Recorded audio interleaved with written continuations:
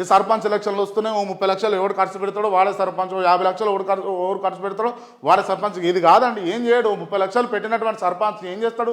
ఊరి మీద వచ్చేటటువంటి అంశాలల్లా నాకు కావాలి 60 లక్షలు కావాలి, నేను 30 లక్షలు పెట్టిన తెచ్చిన కానీ మిత్తి ఎక్కువ అవుతా ఉన్నది, 10 రూపాయలు ఇంట్రెస్ట్ తెచ్చినా అదనంగా ఎవడు ఏమంటే వెళ్ళే అప్పుడు దబ్బునా అని చెప్పేసి వాడి గ్రామం మీద వచ్చినటువంటి ఏవైతే ఉంటాయో అవన్నీ కూడా దోసుకునే ప్రయత్నమే చేస్తాడు తప్ప వాడు ఎందుకు పెడతాడండి ఉత్తగా?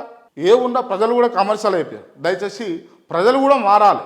ఇక అంటే కొంతమందికి నొప్పి ఉండొచ్చు కానీ, ఇబ్బంది అనిపిస్తుండొచ్చు కానీ ప్రజలు మారాలి. ప్రజలు మారి ఈ ఓటుకు నోటు వ్యవహారాలన్నిటి కూడా పక్కన పెట్టి రాజకీయ నాయకులను తరిమి కొట్టి అసలైన రాజకీయ వ్యవస్థను నిర్మించడంలో యువత భాగస్వామ్యం కావాలి. పర్టికులర్గా ఈ ఓయూ క్యాంపస్లల్లో లేకపోతే కేయూలలో కూర్చొని, పానమూరులో కూర్చొని, మహాత్మా గాంధీలో కూర్చొని మీరు ఏదో మేము ఉద్యోగాలు చేద్దాం అని అంటే ఇక్కడ ఉద్యోగాలు వస్తలేవు. కాబట్టి ఇప్పుడు మీకు స్థానిక సంస్థల ఎన్నికలు వస్తూ ఉన్నాయి, దాంట్లో మీరు పాల్గొనండి. సర్పంచ్ ఎలక్షన్లు వస్తూ ఉన్నాయి, ఎంపీటీసీ వస్తూ ఉన్నాయి, జెడ్పీటీసీగా నిలబడండి, ఎంపీపీలు అవ్వండి, జెడ్పీ చైర్మన్లు అవ్వండి. అవకాశాలు ఉన్నాయి కదా. వీళ్ళు ఎట్లాగూ బాగు చేయరు, వీళ్లకు అంతో కొంత భయం కలగాలి అని అంటే యువత రంగంలోకి దిగవలసినటువంటి సమయం అయితే వచ్చింది. దయచేసి దీన్ని మీరు ఖచ్చితంగా నోటిఫై చేస్తారని చెప్పేసి నేను భావిస్తా ఉన్నా. దయచేసి చేతులెత్తి మొక్కుతా ఉన్నా.